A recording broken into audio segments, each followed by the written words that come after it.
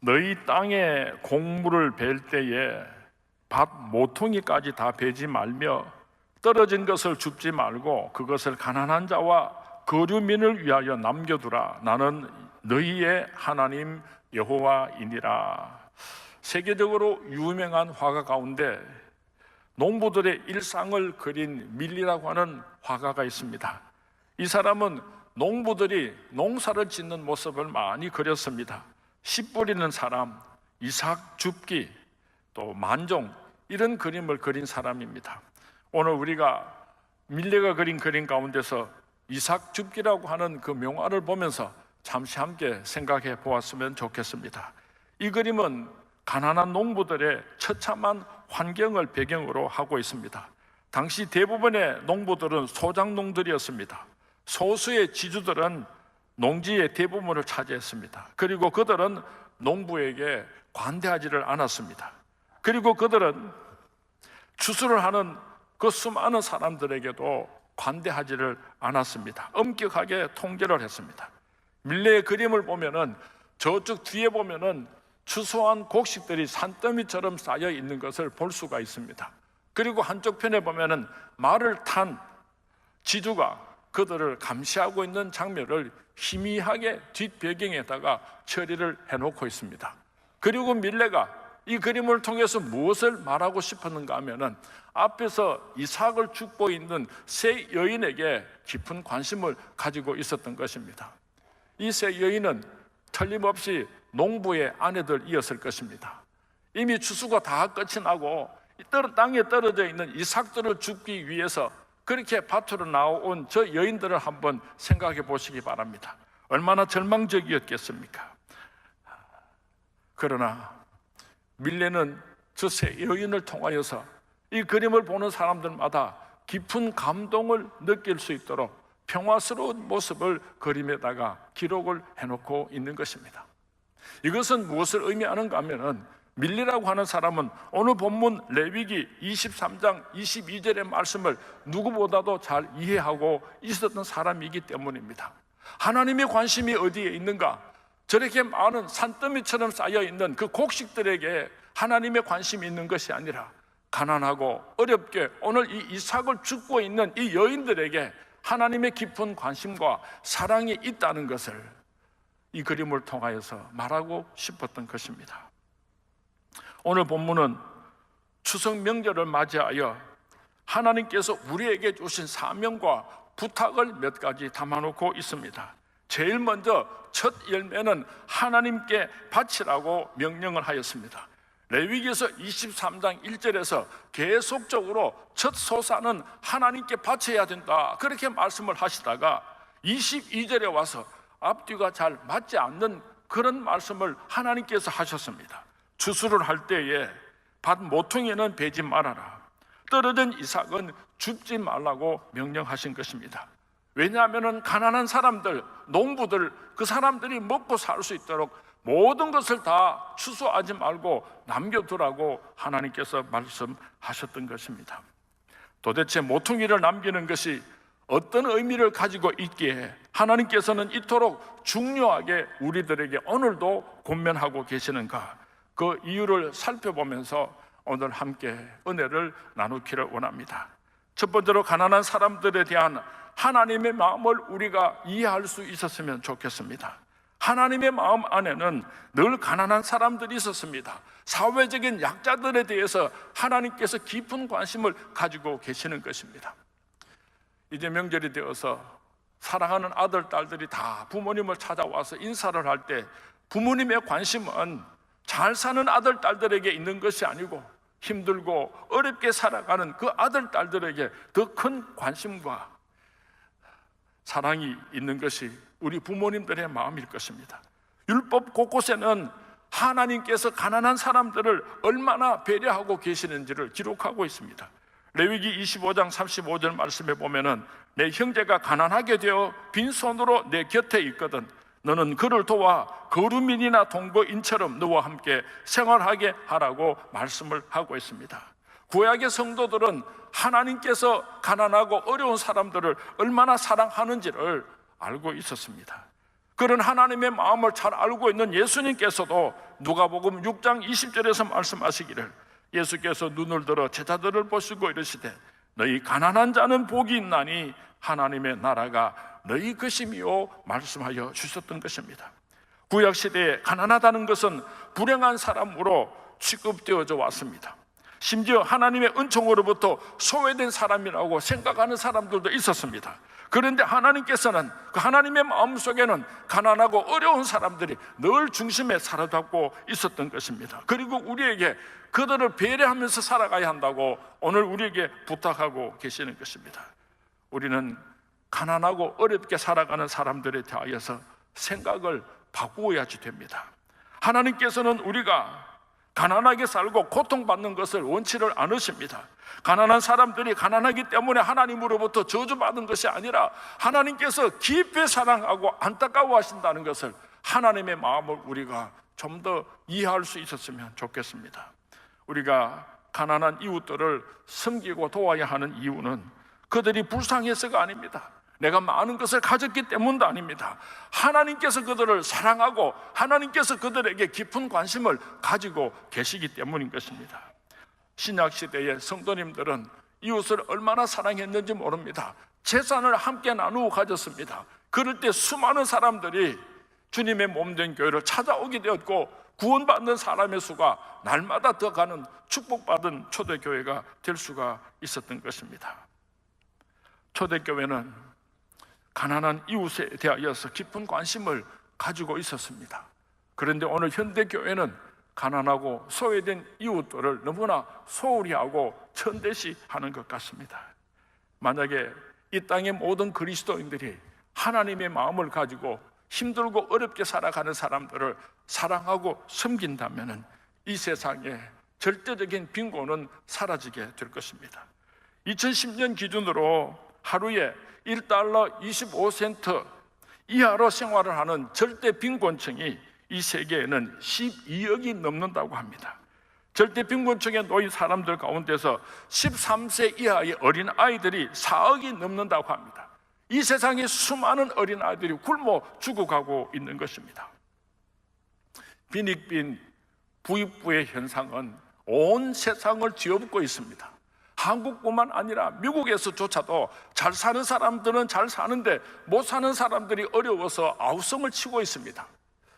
과거에는 10사람이 일하던 일들을 기계가 또 컴퓨터가 사람의 일을 대신하게 되면서 2사람만 일을 하면은 그 모든 일을 감당하게 되었습니다. 그래서 아주 우수한 사람들 가운데 8명이 직장을 잃고 오늘 어려운 가운데 살아가고 있는 것입니다. 얼마 전에 미국에 있는 우리 큰딸이랑 전화로 이런저런 이야기를 하다가 참 이상하대요. 예일대학교라고 하면은 세계적으로 미국에서도 가장 우수한 대학 중에 10개 대학 가운데 한 대학으로 가장 우수한 대학입니다. 그 예일대학교를 졸업한 졸업생이 자기 회사에 입사하기 위해서 원서를 냈는데 자기가 상사니까 그렇게 인터뷰를 했대요. 당신같이 이렇게 훌륭한 대학교에서 이렇게 우수한 성적으로 졸업을 한 사람이 연봉이 3만 불도 안 되는 우리 회사에 오려고 원서를 낸 이유가 무엇입니까? 하고 질문을 하니까요, 직장이 없대요. 미국 같은 나라도요, 직장이 없어요. 왜냐하면 잘 사는 사람들은 잘 사는데 못 사는 사람들에게 이 부를 나누어 줄 수 있는 좋은 제도를 찾아보기가 어렵기 때문에 자본주의의 맹점인 것입니다. 그래서 온 세상이 지금 몸살을 앓고 있습니다. 우리 대한민국만 그런 것이 아니라 이 세상이 이런 고통을 안고 살아가고 있습니다.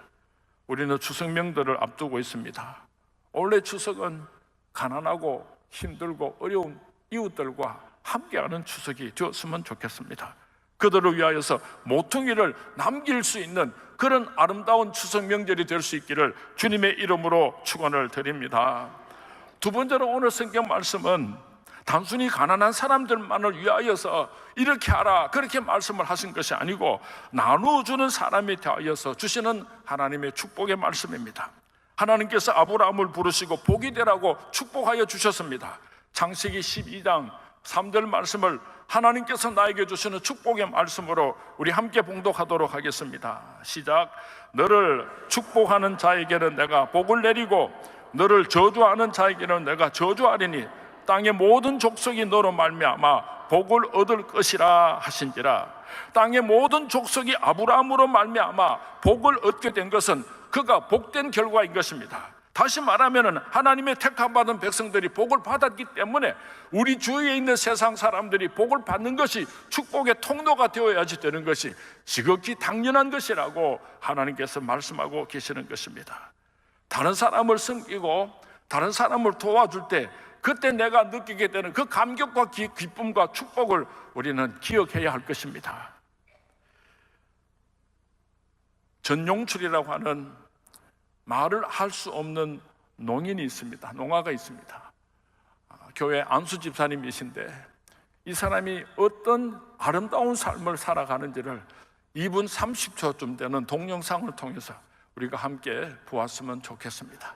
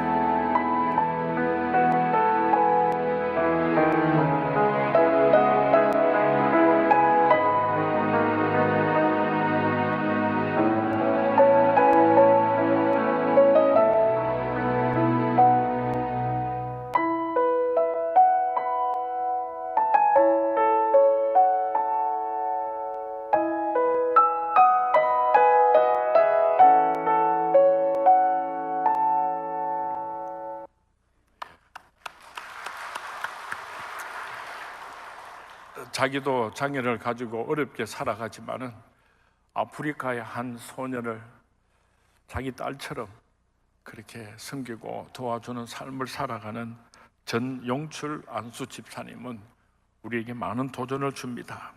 하나님께서 추수 때에 모퉁이를 남기라고 하신 까닭은 가난한 사람들을 위함도이기도 하지만은 가난한 사람들을 배려하라고 하는 하나님의 명령이기 때문입니다. 하나님은 당신의 백성이 온 세상 사람들에게 축복의 근원이 되고 통로가 되기를 원하십니다. 참 행복을 누리는 경지를 경험하기 위하여서 하나님께서는 힘들고 어려운 이웃을 사랑하고 섬기라고 오늘 우리에게 말씀하고 계시는 것입니다. 마지막으로 오늘 이 본문 말씀 속에는 온 세상을 향한 하나님의 마음을 담고 있습니다. 하나님께서는 추수 때에 나눔을 통해서 가난한 사람과 그것을 주는 사람들만 염두에 두신 것이 아니라 바로 이 방법을 통하여서 온 세상 사람들이 행복하게 살아가기를 원하시는 것입니다. 부족함이 있고 힘든 상황 속에서도 세상은 충분히 아름다울 수 있는 비결이 있는데, 그것이 무엇인가 하면은 모퉁이를 남겨놓는 것입니다. 떨어진 이삭을 줍지 않는 것입니다. 한마디로 서로 나누어 가질 때에 하나님의 나라가 이 땅에 임하게 되고 온 세상이 하나님의 축복으로 가득 채워지게 되는 것입니다. 오늘 우리가 사는 세상은 역사 이래로 가장 풍요로운 세상을 살아가고 있습니다. 세계 식량 생산량은 40년 전보다도 2배 이상 늘어났고, 온 세상 사람들이 함께 나누어 먹을 수만 있다고 한다면 한 사람도 굶어 죽지 않을 그런 시대를 살아가고 있습니다. 그러나 어떤 사람은 너무 많이 가지고 있고 또 어떤 사람은 없어서 굶어 죽어가고 있는 이런 시대를 우리가 살아가고 있는 것입니다. 이 세상에서 가난을 완벽하게 해결할 수 있는 방법은 없지만은, 그럼에도 불구하고 우리 그리스도인들이 힘들고 어려운 이웃들과 그 사랑을 함께 나누어 가짐으로 이 세상이 불행해지는 것을 막고 더불어서 함께 행복하게 살아갈 수 있는 하나님의 나라가 이 땅에 이루어질 수 있도록 우리 선문의 성도님들이 나눔에 동참하여 주시기를 주님의 이름으로 축원을 드립니다. 몇 년 전에 필리핀에 난민촌을 방문한 적이 있습니다. 그때 같이 간 일행들이 많은 선물을 준비하고 갔는데, 그 선물 봉지 속에는 주먹밥 하나 하고, 그 다음에 통닭 삶은 것 한 마리 하고, 그리고 음료수를 그렇게 세트로 만들어서 그 가난하고 어렵게 살아가는 필리핀 아이들에게 나누어 주게 되었습니다. 서로 얼마나 좋아하고 더 가져가려고 욕심을 부리는지 몰라요. 그렇게 맛있게 음식을 먹는 장면을 이렇게 구경을 하다가 제가 깜짝 놀랐습니다. 수많은 그 어린 아이들이 닭고기를 먹지 않고 또 그 음료수도 마시지 않고 그렇게 떡밥만 먹고 있는 것입니다. 그래서 제가 물었어요. 아니 얘들아, 고기가 굉장히 맛있어 고기를 먹지 왜 밥만 먹고 있느냐고 그렇게 물었더니 저를 빤히 쳐다보다가 이렇게 말을 했어요. 우리 집에 동생에게 갖다 주려고 그래요. 우리 집에 엄마에게 갖다 주려고 그래요. 자기는 언제든지 먹을 수 있는 주먹밥을 먹으면서 1년에 한 번 먹을까 2번 먹을까 하는 그 귀한 닭고기는 자기가 먹지 않고 가족들을 위하여서 남겨두는 그들의 모습을 보고 저는 눈시울이 뜨거워진 적이 있습니다. 사랑하는 선문의 성도님, 추석 명절입니다. 하나님께서는 추수 때에 서로 나누어 가질 것을 우리에게 당부하고 있습니다. 어저께 새벽에 아프리카에서 선교를 하는 김평육 선교사님께서 제게 카톡을 보내셨습니다. 한 두어 달 전에 우리 교회 오셔서 아프리카 선교를 위해서 헌신 예배를 드리시고 아프리카 선교에 큰 도전을 주셨던 김평육 선교사님께서 제게 이런 편지를 주셨습니다. 한번 읽어드리겠습니다. 저희 콩고 선교센터 마을로 난민들이 몰려왔어요.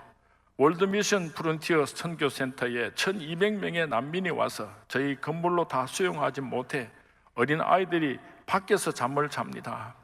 형님, 동생 교회에서 긴급 구호 자금을 풀어 비닐 천막을 좀 마련해 주세요. 250개 정도 필요합니다. 한 개 $20, 헌금은 현지로 바로 보내시면 됩니다 하고 급하게 제게 문자를 보냈습니다. 콩고의 난민들이 몰려왔는데 바닷가에 수도 없이 많이 몰려왔답니다.